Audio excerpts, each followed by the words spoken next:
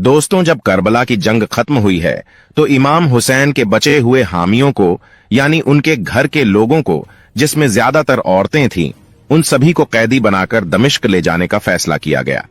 एक तरफ यजीद की फौज थी जो जीत के जश्न में नाच गाना कर रही थी, और दूसरी तरफ गामों से निढाल शहीदों का काफिला था। यह लोग परेशान थे, रो रहे थे और उनके चेहरे पर दर्द था।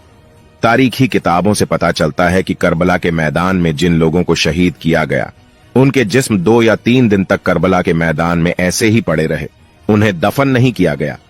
करबला के मैदान के पास ही बनी असद का कबीले रहता था। जब वहां की औरतों ने देखा कि करबला के मैदान में फौज कम हो गई है और फौजी चले गए हैं, तो उन्होंने नहरे फरात से पानी लाने के बारे में सोचा। लेकिन जब वह नहरे फरात पर पहुंची तो क्या देखा कि वहां पर तो लाशें पड़ी हैं। ये देखकर उनके होश उड़ गए। बनी असद की औरतों ने देखा कि शहीदों की लाश करबला के मैदान में पड़ी है। किसी का हाथ कटा है, किसी का सर कटा है, किसी का पैर कटा है।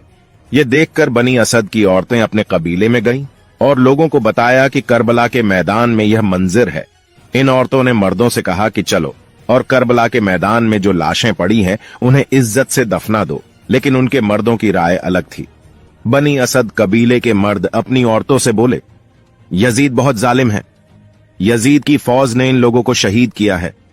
इस पर कबीले की औरतों ने अपने मर्दों को ताना देना शुरू कर दिया और कहा, तुम कैसे मर्द हो जो अहले बैत से मोहब्बत करने का दावा करते हो, लेकिन उनकी लाशों को दफनाना नहीं चाहते हो? तुम कलमा तो पढ़ते हो, अपने आप को मुसलमान तो कहते हो, लेकिन नबी के नवासे करबला के मैदान में हैं, उन्हें दफन करने के लिए नहीं जा रहे हो।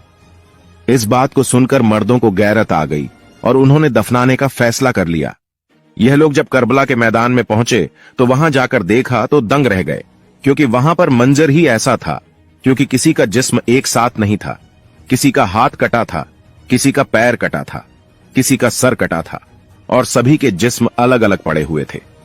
यह सब देखकर इन लोगों ने फैसला किया कि एक ही कब्र खोदी जाए, उसी में सारे लोगों को दफन कर दिया जाए। उन्होंने कब्र खोदना शुरू कर दिया है। कब्र खोदने के बाद इस कब्र में इमाम हुसैन के साथ में इमाम अली अकबर और इमाम अली असगर को दफन किया जाता है।